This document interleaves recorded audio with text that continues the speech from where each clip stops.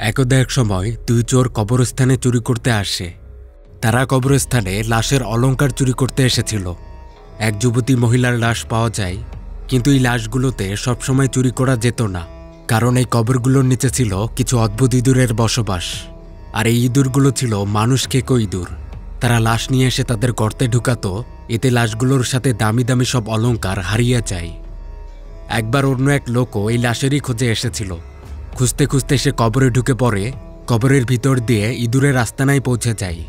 সেখানে ছিল এক দৈত্যকার মা ইঁদুর। একদল ইঁদুরের ঝাঁক এসে লোকটার উপর ঝাঁপিয়ে পড়ে, আর এরপর একের পর এক সব উদ্ভট ঘটনা ঘটা শুরু হয়। এদিকে আবার আরেক গল্পে দেখা যায় এক ফরেন্সিক ল্যাবে কিছু লাশের ময়না তদন্ত করা হচ্ছে। লাশগুলো ছিল কয়েকজন খনি শ্রমিকের। কিছুদিন আগে এক খনি বিস্ফোরণে এই শ্রমিকদের মৃত্যু হয়। শ্রমিকদের লাশগুলোর ময়না তদন্ত করা হচ্ছিল, কিন্তু দেখা যায় এই লাশগুলোর শরীরে বিন্দুমাত্র রক্ত নেই। মনে হয় শরীর থেকে রক্ত চুষে নেওয়া হয়েছে। এই তদন্তেরই আবার একটা সময় ফ্রিজ রুম থেকে কিছু শব্দ পাওয়া যায়। ডক্টর সেদিকে এগিয়ে যান আর দেখেন সেখানে একটা লাশ জেগে উঠেছে। ডক্টর এটা দেখে তো একদম হতবাক। লাশটা তার দিকেই হামাগুড়ি দিয়ে এগিয়ে আসে। এতক্ষণ ধরে যা যা বলছিলাম এগুলো ছিল একটা হরর সিরিজের দুটা বিশেষ এপিসোডের গল্প। সিরিজের নাম ক্যাবিনেট অব কিউরিওসিটিস। কয়েকদিন আগে এটা নেটফ্লিক্সে পাবলিশ হয়েছিল। এটা একটা হরর সিরিজ। এখান থেকে বাছাই করা দুটা বিশেষ এপিসোডের গল্প আজ বলতে চলেছি। অর্থাৎ আজকের ভিডিওতে আলাদা আলাদা দুটো হরর গল্প রয়েছে। Hi guys, this is Afnan from Afnan cottage. Episode number 2। আজ থেকে বহু বছর আগের ঘটনা। সময়টা তখন ঊনবিংশ শতাব্দীর আশেপাশেই হবে। এ সময় দুই চোর কবরস্থানে চুরি করতে এসেছিল। তবে তারা লাশ চুরি করতে আসেনি, তারা এসেছে লাশের সাথে থাকা দামি অলংকারগুলো চুরি করতে। আসলে অতীতের এই সময়টায় আমেরিকা সহ ইউরোপের নানা দেশে ধনী পরিবারের কেউ মারা গেলে তখন তাদেরকে খুব সেজেগুজে দাফন করা হতো। দাফনের সময় লাশে পরিয়ে দেওয়া হতো দামি পোশাকের সাথে নানা অলংকার। আর এই অলংকারের লোভে তখন চোর ডাকাতরা গভীর রাতে কবরস্থানে খোদাইয়া আসে। তারা দামি অলংকার, পোশাক, কখনো তো লাশ পর্যন্ত চুরি করে নিয়ে যেত। তো এই দুই চোরও আজ এই উদ্দেশ্যে এখানে এসেছে। কবর খোদাই করা হয়। এখানে পাওয়া যায় এক মধ্যবয়সী নারীর লাশ। লাশের সাথে অনেক অলংকার রয়েছে। একে একে সব অলংকারগুলো খুলে নেওয়া হয়। চোররাই যুবতীর খুব প্রশংসা করছিল। তারা আজ অনেক দামি দামি অলংকার পেয়েছে, তারা অনেক খুশি। কিন্তু হঠাৎ সময় এক বৃদ্ধ লোক সেখানে চলে আসেন। তার হাতে বন্দুক ছিল। তিনি এসে এই দুই চোরের কাছ থেকে ব্যাগ ভর্তি অলংকারগুলো নিয়ে নেন। তিনি বলেন তার নাম হচ্ছে ম্যাসন এবং তিনি এই কবরস্থানেরই কেয়ারটেকার। চোরগুলো বন্দুক দেখে খুবই ভয় পেয়েছিল, তাই তারা ম্যাসনকে সবকিছু দিয়ে দেয়। এরপর তারা দ্রুত সেখান থেকে পালায়। চোররা চলে গেলে ম্যাসন তখন আবার এই খোদাই করা কবরস্থানেই নামে। আর এরপর সে লাশের মুখ চেক করে দেখছিল। এখানে বোঝা যায় ম্যাসন কোনো কেয়ারটেকার নন, তিনিও বরং ওই চোরগুলোর মতো লাশে লুটপাট করতেই এসেছেন। লাশটা ভালো করে চেক করে দেখা হয়। ম্যাসন দেখে লাশের একটি দাঁত সোনার তৈরি। আসলে ওই সময় ধনী ব্যক্তিদের দাঁত পড়ে গেলে বা তাদের শখ হলে তারা এরকম সোনার দাঁত লাগাতো। এই দাঁত পেয়ে ম্যাসন তো মহা খুশি, কিন্তু দাঁতটা হঠাৎ নিচে পড়ে যায়। এটা খুঁজতে ম্যাসন কবরে হাত ঢুকিয়েছিল, কিন্তু এ সময় ম্যাসনের হাতে কোনো কিছু একটা কামড় দিয়েছিল। পরে ম্যাসন দেখে একটা বাচ্চা ইঁদুরই কামড়টা দিয়েছে। ম্যাসন অনেক রেগে উঠে সেই ইঁদুরে গুলি চালিয়ে দেয়। সোনার দাঁতটা আর পাওয়া যায় না, মনে হয় ইঁদুরটা নিয়ে পালিয়েছে। এরপর ম্যাসন তার অলংকারগুলো নিয়ে এক কালোবাজারে চলে আসে। কালোবাজারের এই ব্যাপারী লোকটার নাম হচ্ছে হান্স। ম্যাসন তার হয়েই কাজ করে। এই ম্যাসন ছিল একসময় অনেক ধনী লোক, কিন্তু সে তার জুয়ার নেশায় তার সব সম্পদ নষ্ট করে ফেলেছে। একবার ক্যাসিনোতে সে আন্ডারওয়ার্ল্ডের লোকদের কাছে বড় রকমের জুয়াতে হেরে যায়, আর এজন্যই সে এখন তাদের কাছে পাওনাদার। এই কালোবাজারি লোক হান্স হচ্ছে ওই আন্ডারওয়ার্ল্ডের লোকদেরই কর্মচারী। তার কাছে চুরির মালামালগুলো বিক্রি করে ম্যাসনকে তার দেনা পরিশোধ করতে হবে। হান্স এখানে চুরির মালামালগুলো চেক করে দেখে। সে দেখে এখানে সোনা বা রূপার কিছুই নেই। এতে সে ম্যাসনের প্রতি খুবই রেগে যায়। এত কম দামি জিনিস চুরি করলে সে কিভাবে তার এত দেনা শোধ করবে। ম্যাসন বলে যে কবরগুলো থেকে আগেভাগেই অনেক দামি দামি লাশ লুট হয়ে যাচ্ছে। আবার কবরের মধ্যে রয়েছে ইঁদুরের উৎপাত, সেগুলো লাশ খেয়ে নেয়। এমনও দেখা গেছে যে নতুন কবর খোদাইয়ের পরও লাশের কোনো অস্তিত্বই নেই। ওই ইঁদুরগুলো লাশ চুরি করে নিয়ে যাচ্ছে। ইঁদুর লাশ চুরি করে এটা শুনেই হান্স রেগে উঠেছিল। সেগুলো বিশ্বাস করে না। ম্যাসন তখন বলেছে এই ইঁদুরগুলো সাধারণ কোনো ইঁদুর নয়, এগুলো নানা দেশ বিদেশ থেকে ঘুরে এসেছে। এগুলো আকারে বেশ বড় এবং সাংঘাতিক রকমের হিংস্র। ইঁদুরগুলো কবরের নিচে গর্ত করে থাকে, সেখানেই তাদের বাসা। লাশগুলোকে টেনে টেনে তারা তাদের গর্তে নিয়ে যায়, সেখানে তারা লাশ খায়। ম্যাসন এখানে একটা ঘটনা বলে। সে বলে ইতিহাসের এক বইয়ে সে কটন ম্যাথার নামক এক লেখকের ঘটনা পড়েছে। ওই লেখক নাকি একবার শয়তানের পূজারীদের খুঁজতে খুঁজতে মাটির নিচের এক গর্তে চলে গিয়েছিল। সেখানে সে তখন নানা বড় বড় গুহা দেখতে পায়। মাটির নিচের গুহা, আবার সেগুলোতে নানা প্রকার অদ্ভুত মূর্তিও ছিল।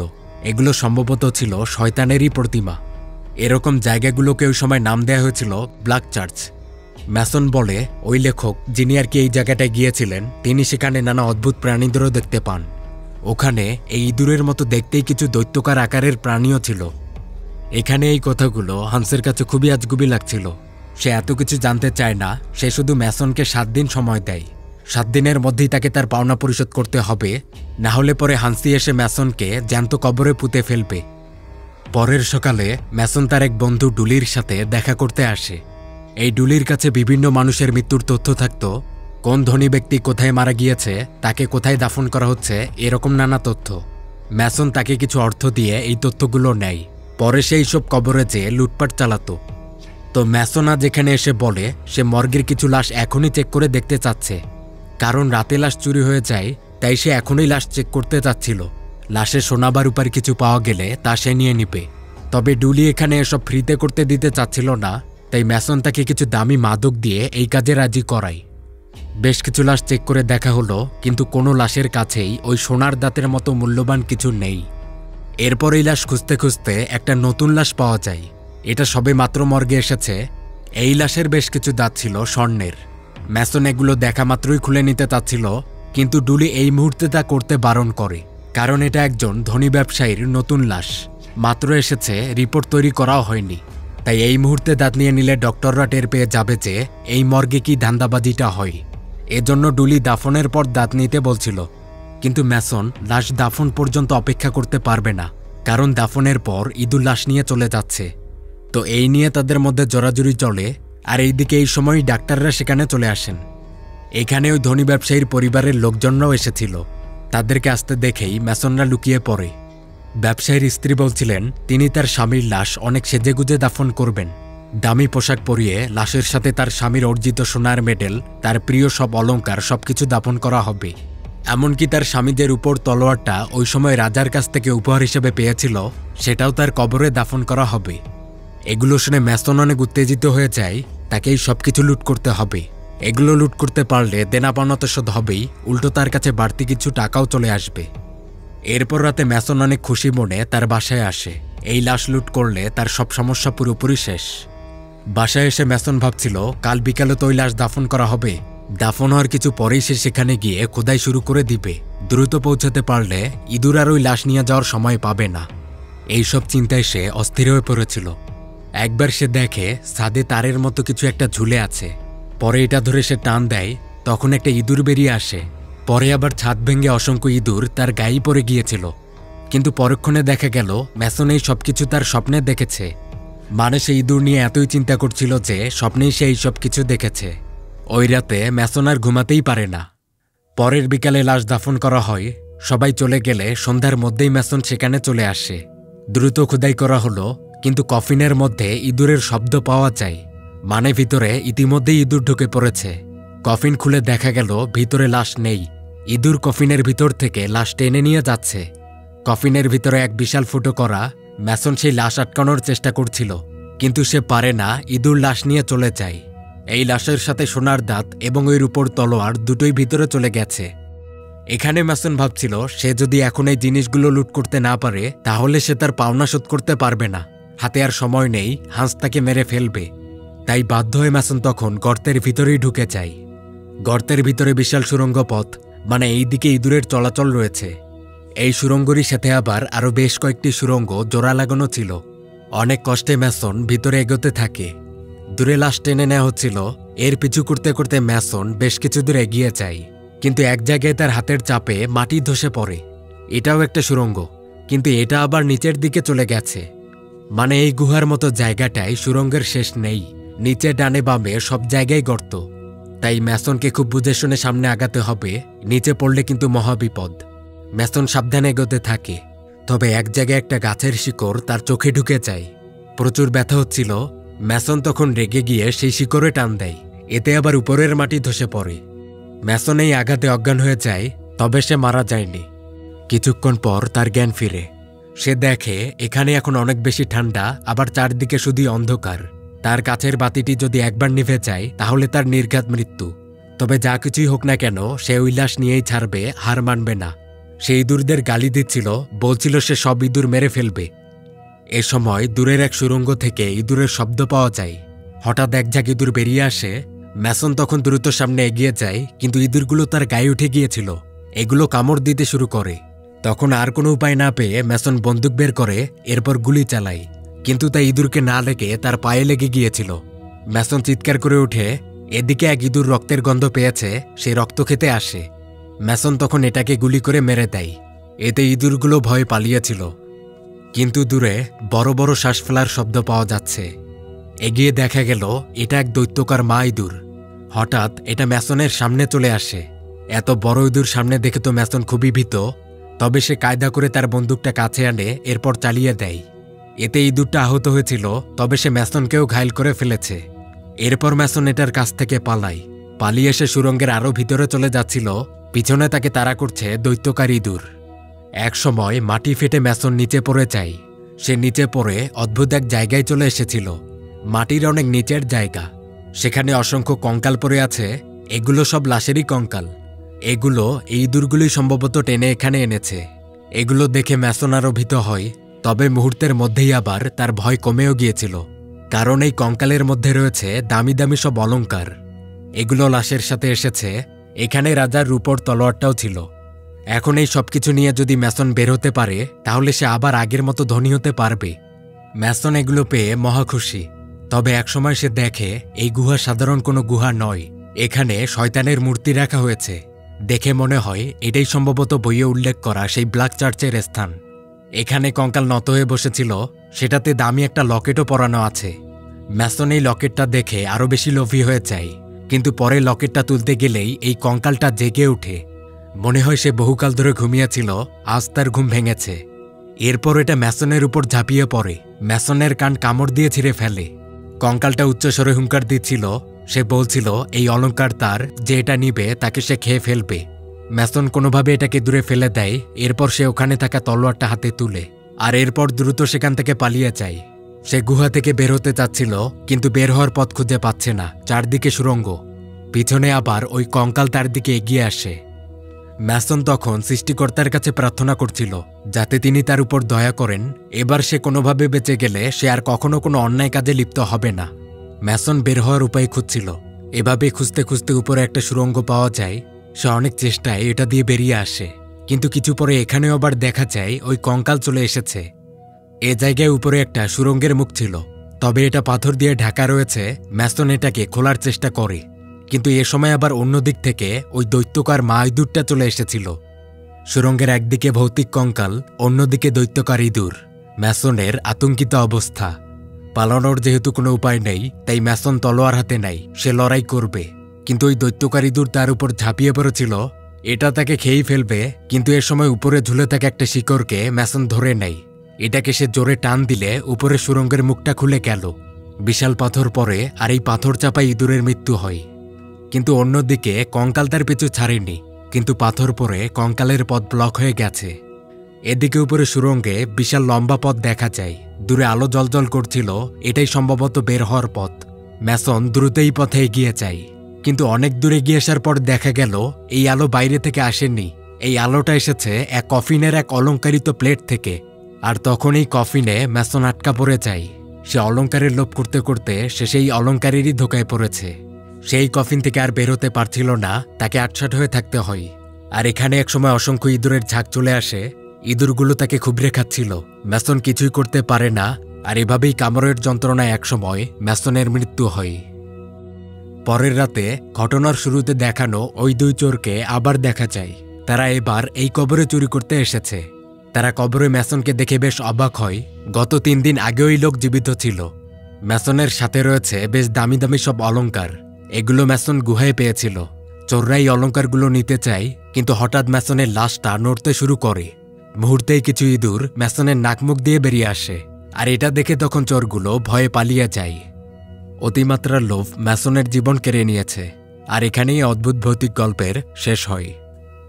একটা গল্পের শেষ হলো, এবার তাহলে পরের গল্পে যাওয়া যাক। এপিসোড নং 3। এই গল্পের শুরুটা হয় এক কয়লার খনি থেকে। খনিতে প্রথম শিফটের শ্রমিকরা কাজ করছিল। প্রথম শিফটের কাজ শেষ হয়, এরপর দ্বিতীয় শিফটের শ্রমিকরা চলে আসে। তারা লিফটে করে নিচে নামছিল, হঠাৎ কেন জানি তাদের এই লিফটের উপরে কোনো এক লোক ঝাঁপ দিয়ে চলে আসে। এরপর লিফটের সাথে সে একদম নিচে নেমে যায়। তার হাতে ফুটবলের মতো দেখতে বিশেষ কিছু একটা ছিল। এই জিনিসটা এসে কিছু একটা করে, এরপর এটা দূরে ফেলে দেয়। সেটা থেকে আলো বের হচ্ছিল। চারদিকের কয়লাগুলো ভেসে ওঠে এবং একটা সময় জিনিসটা পুরো ব্লাস্ট হয়। এতে নিচে যত শ্রমিক ছিল সবাই এই বিস্ফোরণে মারা যায়। শ্রমিকরা মারা গিয়েছে, যে লোক এই বিস্ফোরণটা ঘটালো সেও মারা গিয়েছে। এখানে যা যা হলো তা খুবই অদ্ভুত। লোকটা কেন এরকম ঘটনা ঘটালো আর নিজেকে সাথে নিয়ে বাকি সবাইকেও মেরে ফেললো তার কিছুই জানা যায় না। এরপরেই ঘটনার 2 দিন পার হয়। 2 দিন পরে ওই শহরে, অর্থাৎ যেখানে বিস্ফোরণটা হলো, এ জায়গায় একজন ডক্টরের আগমন ঘটে। ইনি একজন ফরেন্সিক ডক্টর। তার নাম কার্ল।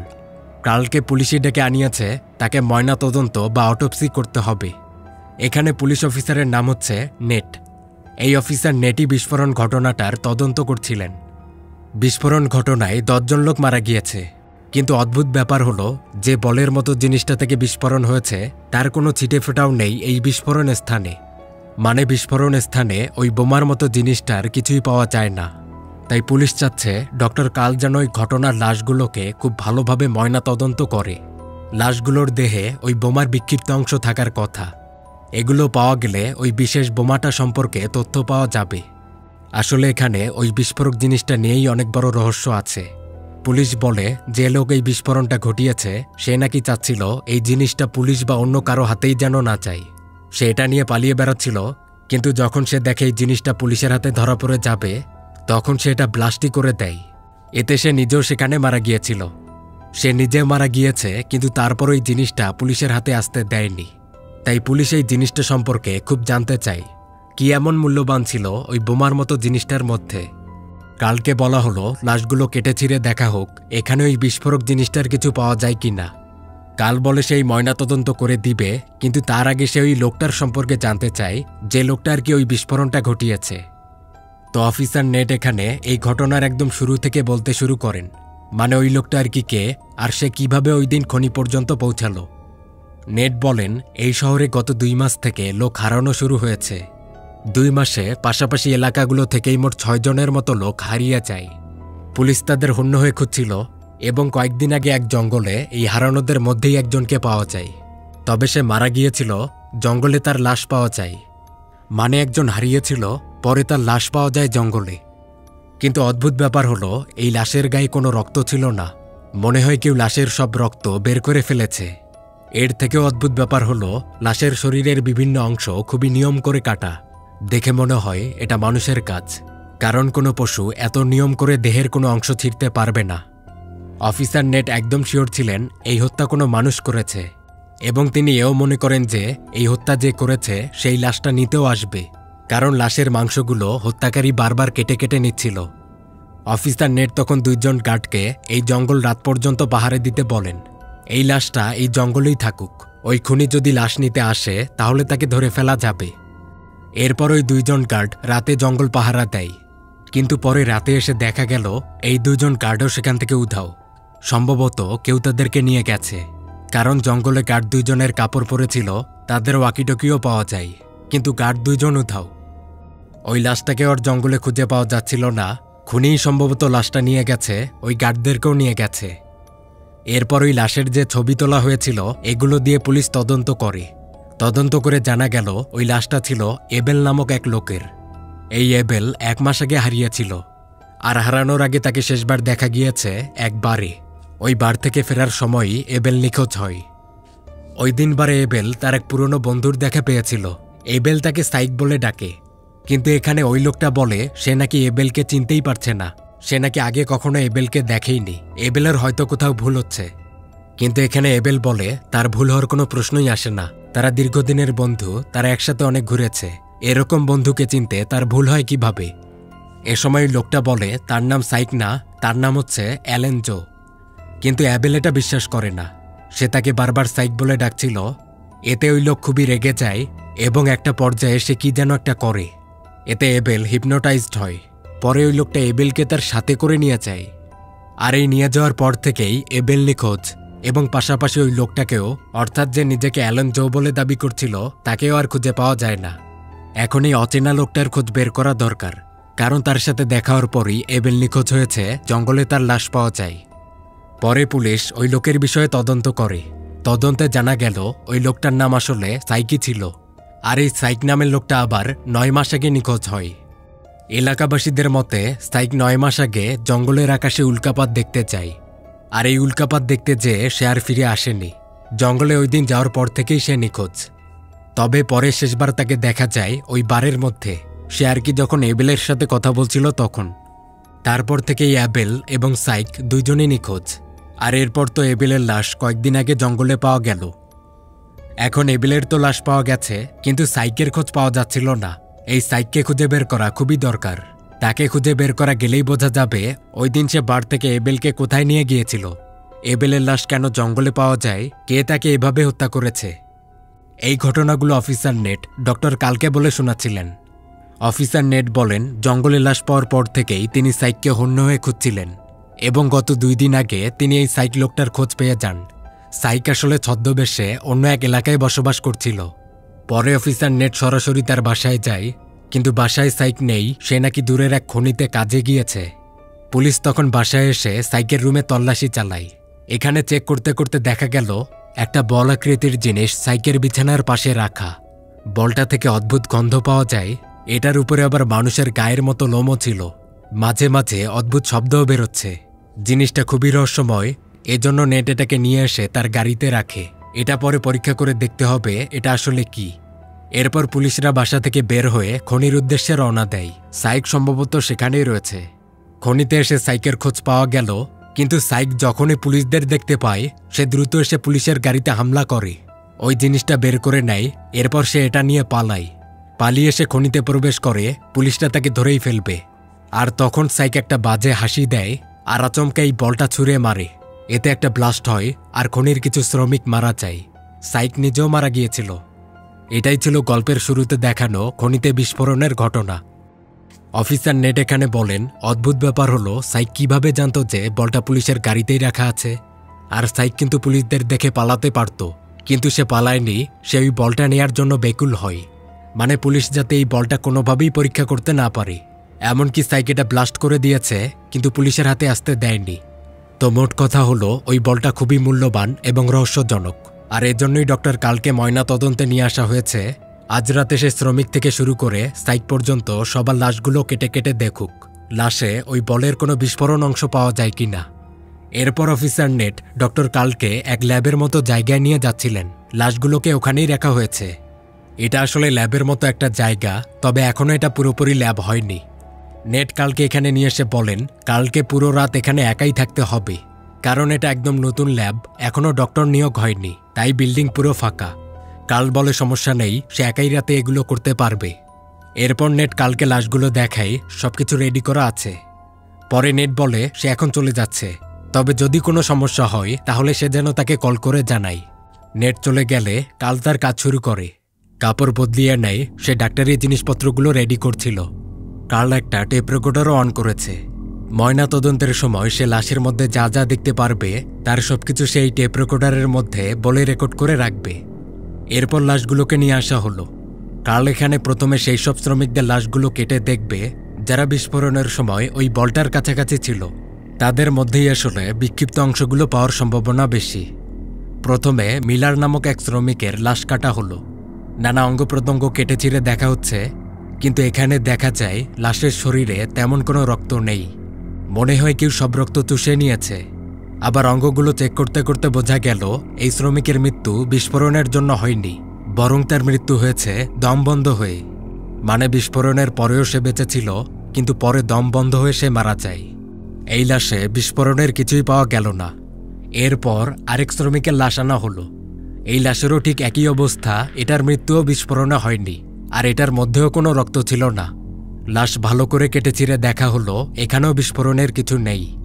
পরে এভাবে আরও বেশ কয়েকটি লাশ এনে কেটে চিরে দেখা হলো। সব লাশেরই একই অবস্থা, কোনোটাতেই রক্ত নেই এবং কেউ বিস্ফোরণে মারা যায়নি। সবাই দম বন্ধ হয়ে বা রক্ত শেষ হয়ে মারা গিয়েছে।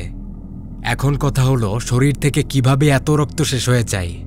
লাশের পুরো শরীর সাদা হয়ে আছে, ডক্টর এই ব্যাপারটা বুঝতে পারছিল না। এ সময় ফ্রিজ রুম থেকে কিসের জানি শব্দ পাওয়া যায়।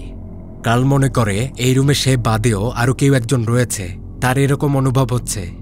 সব শ্রমিকের লাশ চেক করা শেষ, শুধু বাকি আছে সাইক, যে আর কি বিস্ফোরণটা ঘটিয়েছিল। এ সময় কাল বলে তার কেন জানি মনে হয় এই যে লাশগুলোতে রক্ত পাওয়া যাচ্ছে না, এই রক্তগুলো সম্ভবত সাইকের শরীরে পাওয়া যেতে পারে। কাল ফ্রিজ রুমে এগিয়ে যায়, সাইকেল লাশটা ওখানেই রাখা ছিল। ফ্রিজ রুমে এসে দেখা গেল সাইকেল লাশটা হঠাৎ নড়ে ওঠে, এরপর লাশ উঠে দাঁড়ায়। লাশটা পরে মাটিতে পড়ে গিয়েছিল, এরপর সে হামাগুড়ি দিয়ে হাঁটে। এই দৃশ্য দেখে তো কাল চরম আতঙ্কে, লাশ কিভাবে আবার জীবিত হয়। কাল তার নিজের চোখকেই বিশ্বাস করতে পারছিল না। এরপর ওই লাশটা ধীরে ধীরে হেঁটে ফ্রিজ রুম থেকে বের হয়।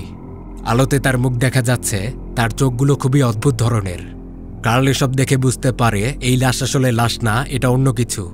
কার্ল তখন সাইককে জিজ্ঞেস করে সে আসলে কি জিনিস। এ সময় সাইক নানা কথা বলে। তার এইসব কথায় বোঝা গেল সে আসলে মানুষ না, সে একটা এলিয়েন। মানে সাইকের শরীরে এলিয়েন বসবাস করছে। সাইক যখন ওই জঙ্গলে উল্কা দেখতে গিয়েছিল, তখন আকাশ থেকে উল্কার মতো একটা বস্তু পড়ে। এটাই ছিল ওই অদ্ভুত বলটা।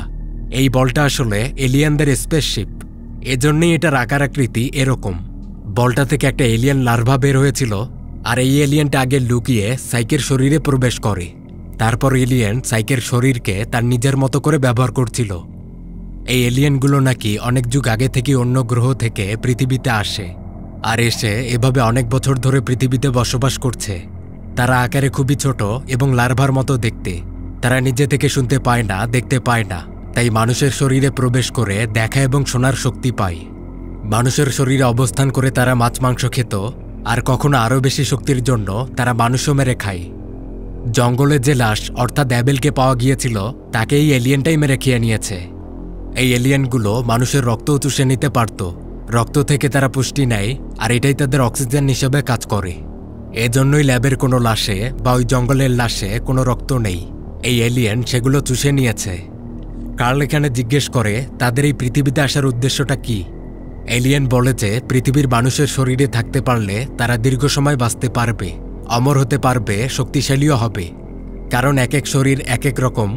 এক শরীর বুড়ো হয়ে গেলে বা নষ্ট হয়ে গেলে অন্য শরীরে প্রবেশ করতে পারবে। এভাবেই যুগের পর যুগ বেঁচে থাকা সম্ভব। কার্ল এসব শুনে হতভম্ব হয়ে যায়। এলিয়েনটা বলে ওই দিন সে যে বলটা ব্লাস্ট করেছে, এটা ছিল তাদের স্পেসশিপ। এটা পুলিশ পরীক্ষা করলেই তাদের অস্তিত্ব টের পেয়ে যেত, এজন্যই সে এটা ব্লাস্ট করে দিয়েছে। কিন্তু এতে সাইকের শরীরটা নষ্ট হয়ে যায়, আর তাই এখন এই এলিয়েনের নতুন শরীর দরকার। এলিয়েনটা এখানে কার্লকে বলে সে এখন তার শরীরে প্রবেশ করবে। সে কার্লের মধ্যে ছদ্মবেশে থাকলে অনেক ভালো খাবার পাবে, অনেক রোগীর রক্তও খেতে পারবে। এরপর কার্লকে আঘাত করে অজ্ঞান করা হয়। জ্ঞানফিল্ডে কার্ল দেখে সে বেডে শুয়ে আছে, তার হাত পা সব বেঁধে ফেলা। অন্যদিকে ওই এলিয়েনটা অপারেশনের প্রস্তুতি নিচ্ছিল। সাইকের বুকের মধ্যেই রয়েছে এলিয়েনের লার্ভাটা। এটা এখন এই এলিয়েনটা নিজেই সাইকের শরীর থেকে বের করে কার্লের শরীরে প্রবেশ করাবে। এলিয়েন কার্লের পাশে শুয়ে পড়ে। এরপর সে তার বহন করা শরীর অর্থাৎ সাইকের শরীরটা কেটে ফেলে। বুক থেকে এলিয়েনটা বের হয়। এলিয়েনটা আকারে এখন বেশ বড়, মানুষের শরীর থেকে পুষ্টি নিয়ে নিয়ে এগুলো বড় হচ্ছে। কার্লের পেটে একটা কাঠ দেয়া হয়, এটা দিয়েই এলিয়েন লার্ভাটা কার্লের শরীরে প্রবেশ করবে। এরপর সাইকের শরীর থেকে এলিয়েনটা বের হয়। এটা ধীরে ধীরে কার্লের শরীরে ঢুকে যাচ্ছিল। কার্ল অনেক চেষ্টা করে এটাকে আটকানোর, কিন্তু পারে না, তার হাত পা সব বাঁধা। তো এখন এখানে কার্ল ভাবে তার মধ্যে যদি এলিয়েন চলে আসে তাহলে তো মহাবিপদ, অনেক অনেক রোগী বিপদে পড়বে, অনেক বড় কাণ্ড ঘটে যাবে। তাই তখন কার্ল একটা বুদ্ধি করে। সে প্রথমে তার বুকে রক্ত দিয়ে কিছু একটা লিখে নেয়। এরপর সে তার নিজের চোখ এবং কান এগুলো সব নষ্ট করে ফেলে। এতে এলিয়েনটা যদি তার শরীরে প্রবেশও করে, তারপরও কিন্তু সে কিছু দেখতে বা শুনতে পারবে না। কারণ কার্লের চোখ কান যেহেতু নষ্ট, মানে এলিয়েন তখন তার শরীরে এসে আটক হয়ে যাবে, কারো ক্ষতি করতে পারবে না। চোখ কান নষ্ট করা হয়েছে, আর এতে তখন ওই এলিয়েনটা শরীরে আটক হয়ে যায়। পরের সকালে অফিসার নেট ল্যাবে এসেছিলেন। তিনি দেখেন কাল পড়ে আছে আর বুকের মধ্যে রক্ত দিয়ে একটা কথা লেখা, টেপ রেকর্ডারটা চালাও এবং আমার এই শরীর পুড়িয়ে ফেলো। টেপ রেকর্ডারে কিন্তু এলিয়েনের ওই সব কথাগুলোই রেকর্ড হয়েছে, কারণ এই রেকর্ডার চালু করেই কাল তার কাজ শুরু করেছিলেন। পরে নেট রেকর্ডার থেকে সবকিছু জেনে নেয়, এরপর এই শরীর পুড়িয়ে ফেলা হলো, এতে এলিয়েনটা মারা যায়। আর এখানেই অদ্ভুত গল্পটারও সমাপ্তি হলো। তো এগুলোই ছিল ক্যাবিনেট অব কিউরিওসিটিস এর 2 এপিসোডের গল্প, দ্বিতীয় এপিসোড এবং তৃতীয় এপিসোড। আপনাদের কোনটা বেশি ভালো লেগেছে কমেন্টে জানাবেন। আজকের মতো বিদায় নিচ্ছি, ভালো থাকবেন সবাই।